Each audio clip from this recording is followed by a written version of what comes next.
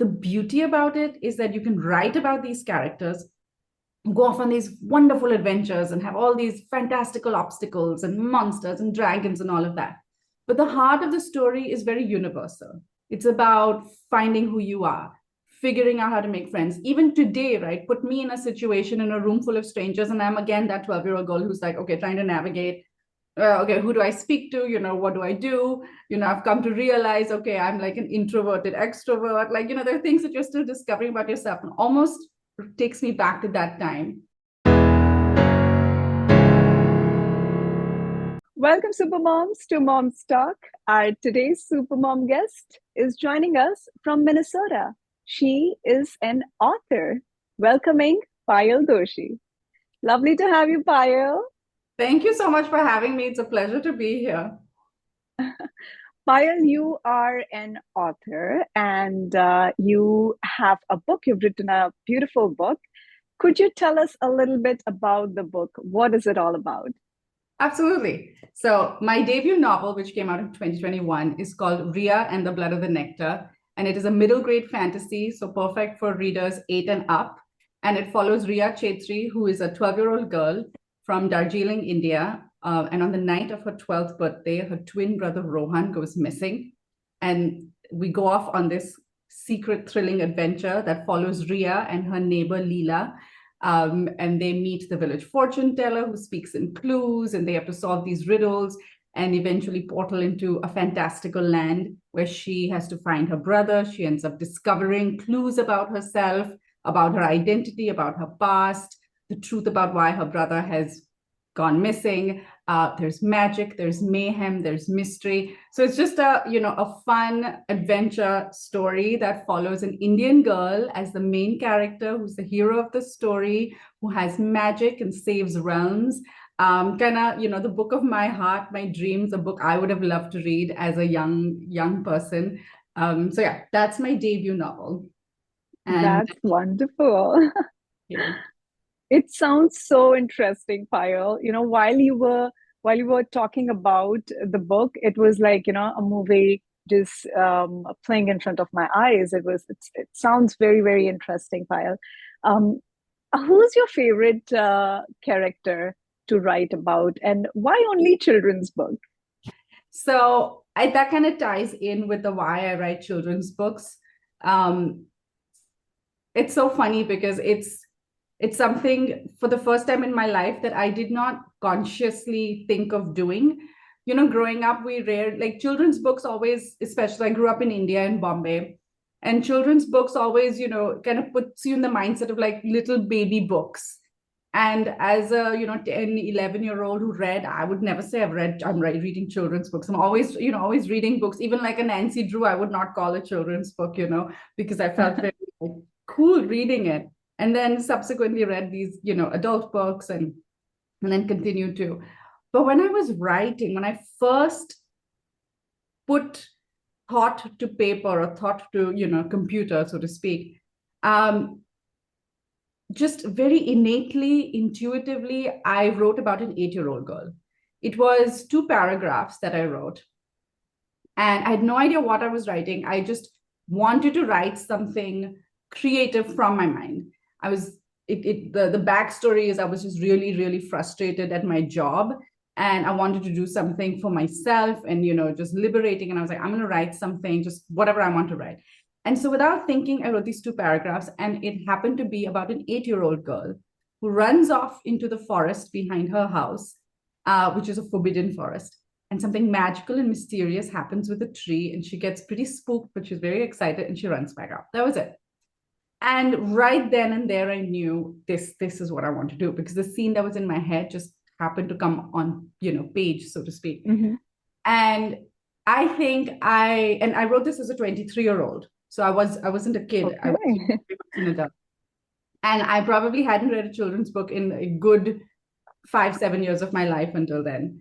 And I think I'm drawn to writing. I just love writing about characters who are in this, 11, 12-year-old space. I think it's because that was the time when I discovered my love for reading. Like I was the girl who'd always have a book in her backpack, would always carry a pocket dictionary all through college, all through, while I was traveling by the trains, going back and forth. Like I had a little pocket dictionary and a book. And it's the love was fostered from when I was, 10, 11, 12. And then I think those years were very formative for me, as I think they are for pretty much everybody. You enter this part in your life where now you're suddenly no longer a child, you're in sixth grade or whatever, and you're making new friends, you're discovering who you are, you're discovering what you look like, what others look like, who your friends, which friends you want to be friends with. And, there's different things that are happening. There's like, social situations in school you have to navigate. There's bullying. There's things that you notice about your family, other families. Like suddenly, and you leave this innocence of the childlike world and you step into the big bad world of, adulthood in a sense. But you're obviously still this kid inside, but now you're aware, hyper aware almost of everything that's going on around you. And I feel like it's the foundation of who you become when you become an adult. Like those experiences that you have. Like, I don't remember what I was doing as a 5 or 7-year-old, but I remember what life was, as a 11-year-old, especially 12, that age and then forward.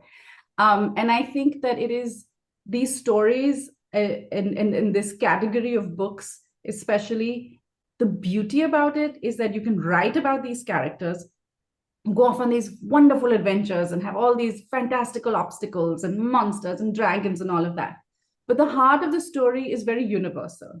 It's about finding who you are, figuring out how to make friends. Even today, right? Put me in a situation in a room full of strangers, and I'm again that 12-year-old girl who's like, okay, trying to navigate. Okay, who do I speak to? What do I do? I've come to realize, okay, I'm like an introverted extrovert. Like, there are things that you're still discovering about yourself, and almost takes me back to that time. Absolutely. Payal, when you're writing a book, I've heard that you have to write different iterations of the book. You're constantly writing and writing and writing. While that entire process of writing, has there been any learnings for you? And if you could share some of your learnings from writing, what would that be? Oh, yeah. I mean, I feel like I learn every day. I think, maybe the two biggest learnings have been one, pretty literal. Like I mentioned before, when I first wrote those 2 paragraphs, I was working in a magazine firm in Bombay. And I was not doing anything creatively writing in terms of books. I just read books for fun. And then I decided to do this. I wrote these 2 paragraphs and it changed me. I was like, this is what I need to do. And I immediately plotted the whole book out, and then I started writing it. And I spent a good 7, 8 months writing this book. And all my characters were white. So I was an Indian girl, grew up in India, lived in India, everything Indian. Sitting in India, in my Indian household, wrote a book that had nothing to do with me. Nothing to do with my experience. Ria was called Rose, Rohan was called Bryant. They lived in the English countryside. They had scones for breakfast. I was basically just channeling all my Enid Blyton books that I had loved and read, pushing them into my own, into this story that, I was writing. And I spent 7, 8 months writing the whole first draft. And at no point did I wonder why I wasn't including anything about my own experience as, an Indian. And it was only once when I went for a writing workshop again in Bombay, and I read the first chapter, very eager for the teacher's approval, really. And she just looks at me and she asks me that question, that why are you not writing about yourself? And at that time, I was very angry. I got annoyed that she didn't say anything about my prose or sentence structure or, nothing. She was like defeated almost. And I wasn't the first one who did this. Clearly, there were others in the class who got a similar critique. And I was on the way back home in the taxi cab, and I was like, yeah, but why didn't I? Why didn't I think about it? And that was the biggest turning point and the first biggest lesson for me, where I realized how much formative reading can influence a young mind. And like I said, I was 23. I had read books by Indian authors by this time. Granted, they were adult books, they were like the Salman Rushdie's, and they were all of these, highfalutin, literary novels, which are fantastic. But when I thought back to writing a children's book and thinking about the children's books I read, just very intuitively, I went back to all those books I read as a kid, and none of them had any Indian characters. And so it literally whitewashed me. And that was the day I made a decision that I will write about my experiences. I will try my best to add to the canon of literature that exists in the world that showcases my country and my heritage and a little bit of my experience of that, because all of our experiences are so different, and really celebrate what it is to be Indian, and to come from Indian culture. So that was my biggest learning experience. And then through the years, it really has been a lot of constantly teaching me discipline, because writing is such a solitary activity, and especially before you are published, you are really writing just for you and yourself. You are your own deadline. You are your own motivation. You are your worst critique. You are your biggest champion. You are the everything. And almost, and I feel like, when you talk to writers across the board, you're almost always the only one in your circle that does this. So like no one in my family was a writer, no one in, my husband's family, none of my friends. So it was something that I was charting off doing by myself. And so that's equally isolating. And then so much of life is happening around you. And it's hard sometimes to, not go to a party or not go to a social event or do all of those things and then come back and then say, no, I'm going to sit and write. But then, so I learned a lot of, it keeps teaching me discipline. And I think that is probably the biggest learning that I get from it. How were you as a child, Payal? So how have your growing up years, molded you in a person you are, other than the author in you? How were you as a child? I was a fairly, so I should say I'm the youngest of two. And I do have very much those younger sisters. I have an older sister, so we're two sisters. I have that younger child, pretty much all of those traits, I would say, because, I have one daughter and she reminds me so much of my sister. And I'm like, and I see the difference there. So I was very bubbly, very extroverted, was very confident as a kid, I will say. I love to read. I think I was reading since I was 8 or 9. I love to play outside. I was largely a very happy kid. I had a very happy childhood, which was, wonderful. My dad was the biggest champion of reading. And it's funny, again, how sisters and siblings are so different, right? And he kind of like did the same with my sister and the same with me. And I took it. So I'm more than my sister is not much of a reader. And I was a good kid in school. I was very sporty and studious. I ended up getting a really good set of friends when I was 12. That was my genesis of strong female friendship. I grew up, I studied in a convent school in Bombay. So it was an all-girls school. And up until 12, I was kind of just going about life. I didn't have any solid friends. I don't remember too much of it. It was just largely uneventful, I think. But it was from 12 when we became a group of 6 very close friends, best friends, BFFs, as they say, of which I'm very close to 3 of them today. And I think that friendship has defined me so much through my life, because, when you're that close to 5 other girls, each of us have very different lives. And as we go through life and we almost go through experiences together, even if someone else is going through something hard, then we are there for them. And, and there's so much molding that happens.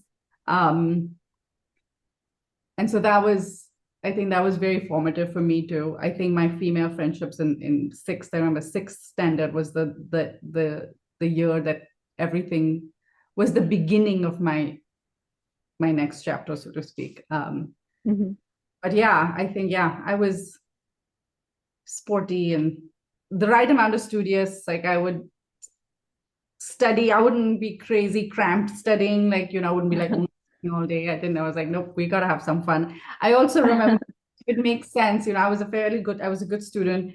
And it came to 10th standard, and I was like, in India, how it is, you have to do really well in your board exams. And I was in an SSC school, and it's anyway. And I studied my butt off in the 10th standard. Like I said before, I was telling you, my languages were my absolutely weak points, my Hindi and Marathi. But that was the year I gave it my all, and I scored very, very well. And I got into the colleges of my choice. And that was the day I realized, so my dad's an engineer. And at the time I had all these dreams. I'm like, I'll go on and become an engineer and da, da, da, da, da. And after my 10th board exams, and after I got my grades, and I was like, okay, I was like, fine. So I know I can study and get good grades. Like I know this, but I don't want to do this. I want to study like a crazy person. So maybe I'm not going to take up science. And I will probably get into commerce and get into business or something. I had no idea what I wanted to do. But that kind of speaks to, I think, who I was. I think I was kind of a jack of all trades kind of gal. So you were meant to be an author. I guess so. Lovely. Payal, you mentioned you have a daughter. What would be your message for all the mothers? Spend quality time. Because I think through quality time, you discover who they are and who they can be. I spent 2019, which was, I gave birth to my daughter in 2018. And 2019 was one of the toughest years of my life because I had my book out on submission, as they say. And I was only getting rejected. Like every week I would get 2 rejections. And I had worked for 10 years to get this book out. And for 10 years, I've been telling people I'm writing, and like I'm just seeing only rejections. And that was the year, my daughter, she was, just under a year. And I remember saying, okay, all of this is going down the drain when it comes to my writing. And you just feel very like, you feel talentless, you feel completely worthless in the sense of like, I've spent so much time with nobody is looking at this and thinking, oh yeah, maybe there's potential. Like everyone is just saying no. And so it's a very, very difficult time personally. And I was like, okay, if that's what it is, and if that's what it's meant to be, that's fine. Here I have something that I can give my all to, and it almost pushed me. I drew so much joy from her because I was like, this is so bad, but at least I have this beautiful gift, truly. And the amount of time I think I spent with her opened me up to who she is and what she can be. I don't think I would have seen so much of her had I not been able to spend that much time with her. And I mean quality. I'm not like just saying I just spend hours on end, So it's just spend quality time away from your phones. I have to tell that to my own self. And really just, I think we are there to nurture and to help them blossom. We are not there to shape and mold into a fixture that we want them to be. It's very difficult sometimes. You see something and you're like, no, you should be this way. You should be stronger there, or you should be more you're outgoing in that respect. And you should, because you kind of put in your own personality in as well, and you try and see, where and what they should be doing. And sometimes that's just not who they are, and that's fine. And so, yeah, I feel like just be with them truly. and just nurture, just help grow instead of pushing, or just be. That's so true. That's a lovely message, Payal, and you are absolutely right. Because we tend to, it's not that we want to sometimes, but we tend to push our thoughts into their minds, our dreams into their minds too. And it gets really difficult. So that is something that we need to work on as well. Lovely, beautiful message, Payal. What would be your piece of advice for young writers? Oh, read as much as you can, and write. Write however, whatever you feel like writing, write it. Don't worry about the quality. Because writing is like any kind of, exercise or skill, like just keeping at it gets you better and better, and you learn and you learn. You're never great straight off the bat. I don't think a single writer, not even the greatest writer of all time, was ever like that. So keep at it, keep writing, keep reading. And if you have an idea for a story, a novel, a short story, a novella, whatever it may be, a poem, write it till the very last end. So keep going until you reach that very last, full stop or period.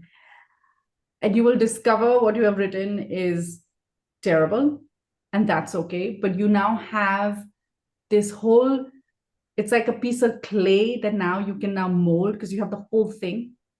One of the reasons why Ria took me, about 10 years to write was because I would write and then inadvertently, take a break because of, whatever. I was still studying in the US. I was living by myself, working a full job, and then also, having a nice time. So it's like, I would have these little breaks. And then every time I came back, I would go back to the beginning. I would rewrite or revise and then make some more progress. Again, the break would happen. I would go back. And what ended up happening is, by the end of like 5 years, I still had an incomplete manuscript with a very revised first half or first quarter, I would say. And by the end of when I finally finished writing the whole manuscript, I deleted so much of the beginning.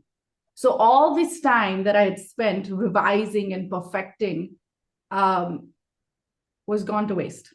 So my biggest advice for writers from personal experience is that write that first draft of a story, a poem, a novella, whatever it is, from start to finish. Just keep going, even though what you're writing is not great and it requires work, because yes, it does, and you will be reworking this countless times. But just get to the end, because then you have something to, like, a full thing to work with. I also I feel like there's this new book that is coming out in January next year, which I think will be fun for, again, a lot of readers. This is a little older. This is called My Big Fat Desi Wedding, and these are Right. anthology of 8 stories, short stories written by 8 Desi writers across the diaspora.